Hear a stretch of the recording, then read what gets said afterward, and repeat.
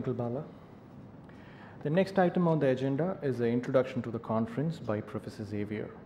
Professor Xavier is presently serving as a Director PGPM and Director Kotler Srinivasan Center for Research in Marketing at Great Lakes Institute of Management. Professor Xavier obtained his doctorate in management for IIM Calcutta. He has more than 25 years of professional experience in teaching, academic administration, and industry. May I now welcome Professor Xavier to take us forward.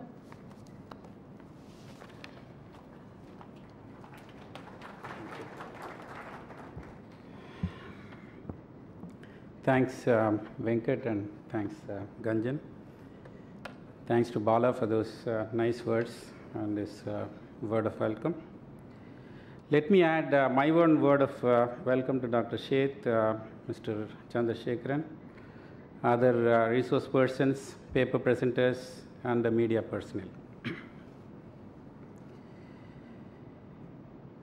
As you are aware, this conference is being organized under the auspices of Kotler Srinivasan Center for Research in Marketing. Bala did briefly mention about that. Now, this center was created to promote knowledge creation, particularly in the field of marketing. Because Kotler visits almost every alternate year, and you all know Mr. Srinivasan, Professor Srinivasan comes here to offer a course. He teaches a module here. We have several activities. Of course, oh, that's so nice to hear. So Kotler is going to be here soon.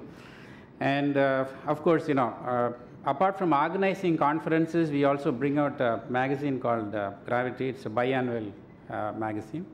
We have some newsletters on that. So this center basically has been set up to promote and create and promote knowledge, particularly the local knowledge in the field of marketing. Now, we zeroed in on analytics after looking at many different areas because we realized that this is a growing field. So, as Bala said, actually, there is data obesity, right? I mean, there is data everywhere, but then, I mean, there is not a single decision support system. I mean, that's a basic problem. So that's why we chose this field of analytics. But the field of analytics is akin to your, proverbial story of this 5 blind men and an elephant, because different people approach it very differently. For example, even myself, basically I come from the market research field. I got into data analysis.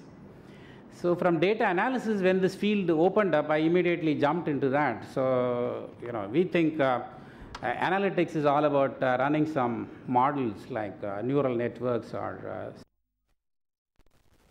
so that's one kind of a perspective.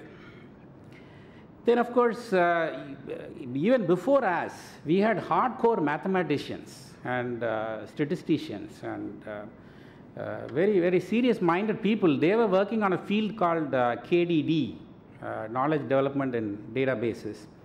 It's also called data mining. They developed a number of models, algorithms for actually massaging data, coming up with interesting models and observations. The only problem is they developed a lot of things which are not comprehensible to an average manager. So that's where it remained. Then came the third blind person, the group of blind people in the form of IT professionals. So the IT professionals, of course, they are responsible for really promoting this field, developing it to this level. So they called it business intelligence, like Bala rightly put it, baby, right? Business analytics and business intelligence. This come from the IT field. Of course, for most of the IT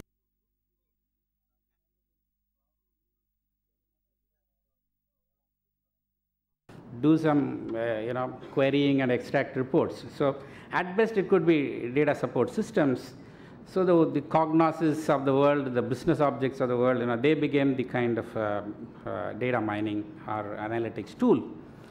Of course, it is developed much further today. I mean, so we should be grateful to the IT blind people for actually bringing it to this level. Sorry to use that word, but then comes a set of your, the fourth set of blind men. They came in the form of software vendors. You have this SPSS, SAS, there are several of these software people. And you're going to listen to them in the evening. There's one presentation by SPSS. So you will see that they have a perspective on analytics. And they'll say that that's what analytics is. So it's like the blind man, depending on which part you touch. So you touch the belly and you say it's like a pot, and then you touch the tail, it's like a broomstick, and so on and so forth. Each one of us have different views. The fifth set of blind men, of course, are the management experts. Because as usual, the management experts kind of, get the glory in the end. Finally, they coined this word, analytics, and that really caught on. So everybody is now talking about analytics, and everybody wants to get into analytics. So interestingly, it has grown. Different people, though they are blind, they have all made certain progress. So all put together, we find that all kinds of applications happening in this field. So if you look at banks, several of them are working on lifetime value models. If you look at telecom, they are working on churn prediction models. Of course, the governments have started using citizen relationship, citizen databases, and then they use it to profile terrorists and all kinds of things. Biotechnology, bioinformatics uses this in a big way. And people use it for fraud detection in the field of credit cards or stock exchanges or all kinds of places. Because myself and Sriram, we did a program for Chennai police, and then we found that they are using video mining to track thieves and so on and so forth. So there's quite a lot of things that are happening all around the field. But of course, my own entry into this is somewhere in the early 2000 when I started reading on this, I started liking it, though of course those days it was called data mining. I started approaching companies for data. So my initial experiences were all very big failure rather. So one of the first retail chains which I approached, they listened to me for 3 hours on what it is, they enjoyed the whole thing, and finally they said, of course, I also told them the story of beer and diaper, so all that. So you can use the transaction data, you can do so many things. After listening to all of that, they said, oh, but Professor, sorry, we don't store the transaction data. So not knowing that, I mean, that's where there's so much of wealth of information there, they were discarding it. I approached another company, another retail chain, and these people said, oh, we don't deal with Indians. So I said, fine. Finally, a company from Atlanta came in, and they made a presentation, they got the project and gave the data to me for analysis. So I did the work for them, so we got a lot of interesting insights from there and presented to them. Of course, now we have requests from a company managing a BPO, and they have a lot of call logs. So we are working on some text data, text mining to understand, for example, what could be done. I also have a request from a medical diagnostics company, because they have the scan reports of 50,000 people under diagnosis. So they want to develop a kind of expert system, based on the scan reports, which will predict what kind of disease the person has. Because when I started reading about it, I realized it's mind-boggling. You need a team of people, specialists in physiology, maybe rocket science, or I don't know what all you need. So you need to put a huge team to do that. So slowly, kind of, it's gaining strength, from moving from strength to strength. Now, when you look at, for example, the growth of that in India itself, initially, of course, you had several people jumping into this field. They failed.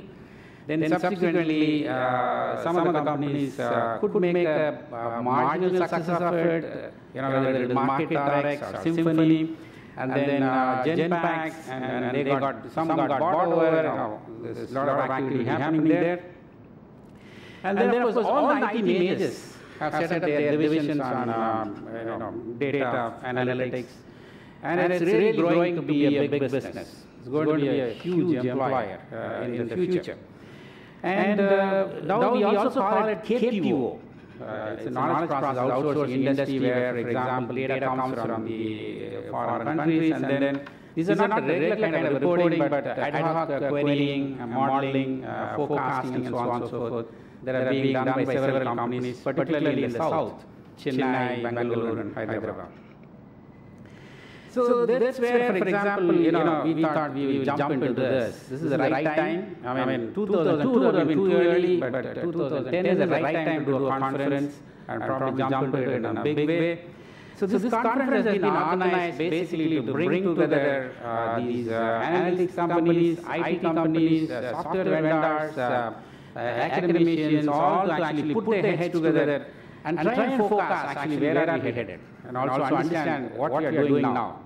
So try to understand this big elephant called analytics, how we could possibly come together. So we have, for example, experts coming from Cognizant, Mindtree, Symphony, IBM, HP, Dell, Genpact, Fidelity, LatenView, and name it. The who is who of the Indian analytics is all actually present in this hall. And I'm really grateful that you could all make it to this conference. A word of caution to the participants, for example, many of us, many of the speakers, not necessarily going to speak English. They're going to speak their own languages. Because analytics has its own languages, some of the papers may be incomprehensible. But let's try and understand. We need to kind of understand, create a common language, and it's going to be a totally exciting 2 days. I welcome you once again on behalf of Cortland Srinivasan Center and the Great Lakes Institute of Management, and I request you to sit back, relax, and enjoy the conference and contribute. Thank you.